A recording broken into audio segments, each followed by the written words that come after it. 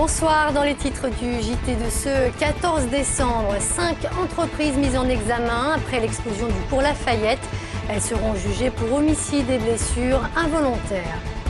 Rencontre avec un gérant de clinique à Tassin qui a décidé d'accueillir des sans-abri dans son établissement récemment fermé.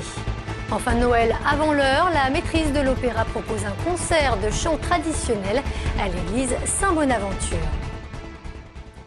Après plus de 3 ans de procédure, le juge d'instruction en charge de l'affaire de l'explosion du cours Lafayette vient de prononcer une ordonnance de renvoi. 5 entreprises devront comparaître devant le tribunal correctionnel de Lyon. Le magistrat met en avant une série d'imprudences et de négligences.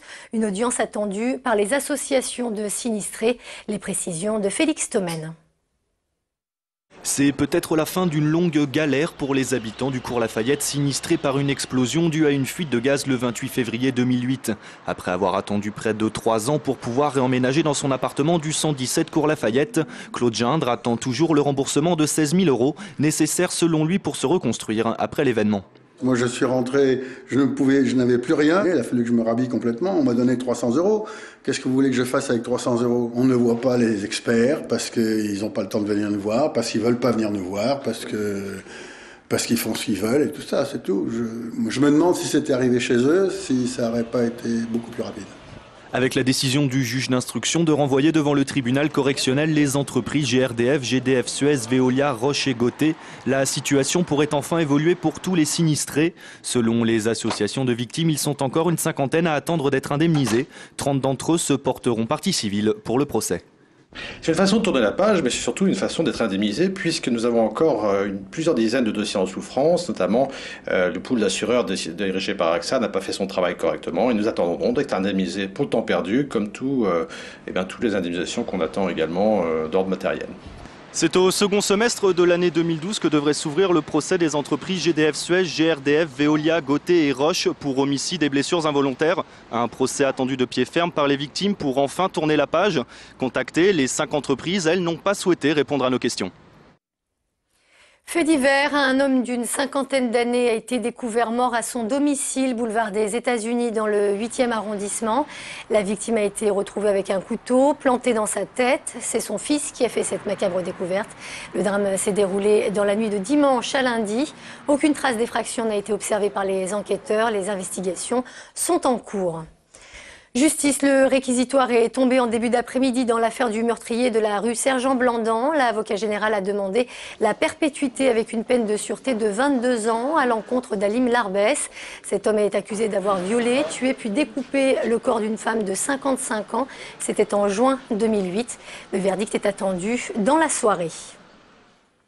Puis une femme gendarme est toujours hospitalisée ce soir après avoir été percutée par une voiture dans laquelle se trouvaient 3 voleurs en fuite.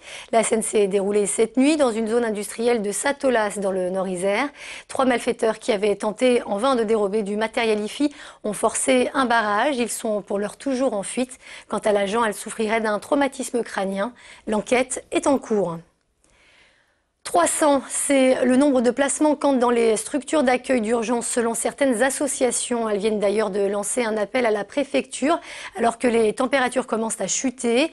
Une situation qui pourrait pourtant trouver une solution. Des établissements se proposent en effet d'ouvrir leurs portes durant l'hiver.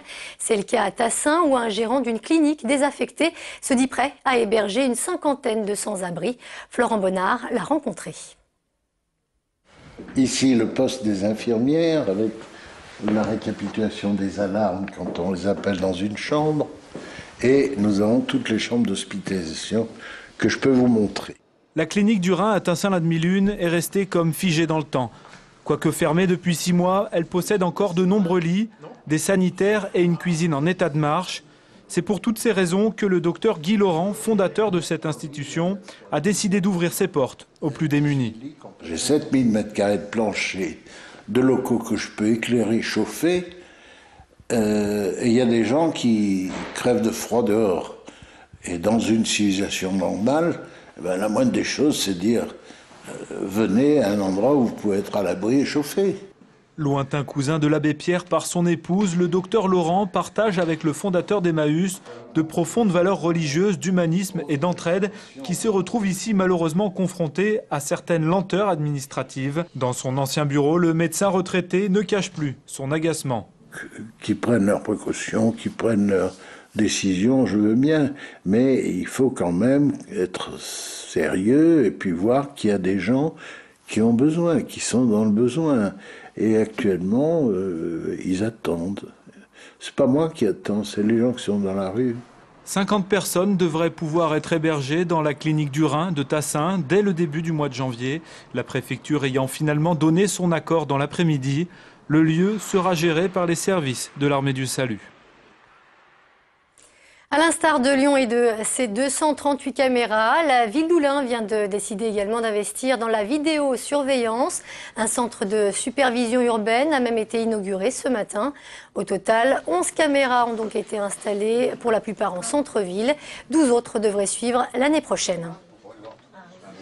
Toutes les caméras ont été installées en accord avec le commissariat d'Oulin et les services de la préfecture sur les lieux effectivement stratégiques, soit identifiés comme étant des lieux de délinquance, soit comme étant des lieux de passage, ce qui nous permet ainsi d'avoir une connaissance du territoire et un maillage du territoire très complet. C'est un outil qui est beaucoup utilisé. 42 communes l'utilisent dans le département du Rhône avec 650 caméras installées. Ça marche parce que ça a des résultats.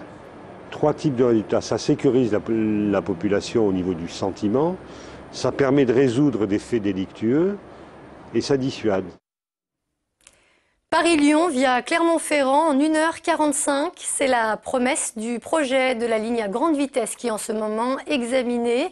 Des auditions publiques ont lieu un peu partout en France pour expliquer l'intérêt de cette nouvelle ligne qui devrait voir le jour d'ici 2025 en complément de celle existante.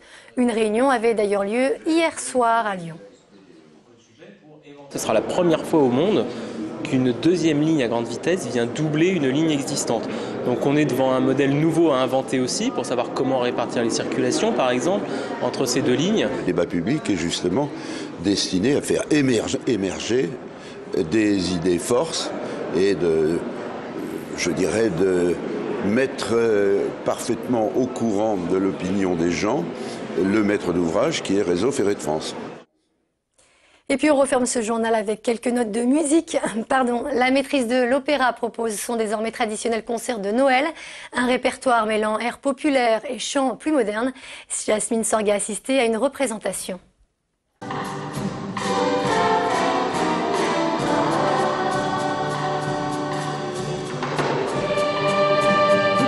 A Ceremony of Carols de Benjamin Britten, Vivaldi, puis une série de chants de Noël traditionnels réharmonisés, surprenants. C'est un concert original et audacieux que les musiciens et chanteurs de la maîtrise de l'Opéra de Lyon donnent en cette période de fête.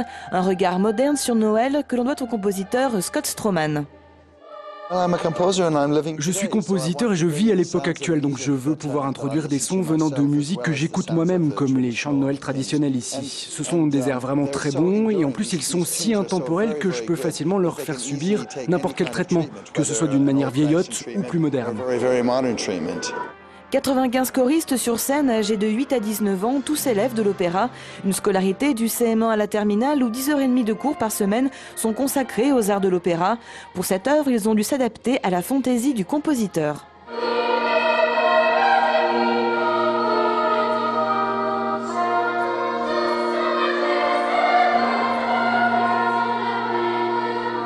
Disons que c'était assez spécial pour les enfants de chanter des Noëls anciens ou des Noëls populaires orchestrés et réharmonisés de cette manière. Une heure de féerie de Noël que l'on peut redécouvrir le 18 décembre à 16h à l'église Saint-Bonaventure.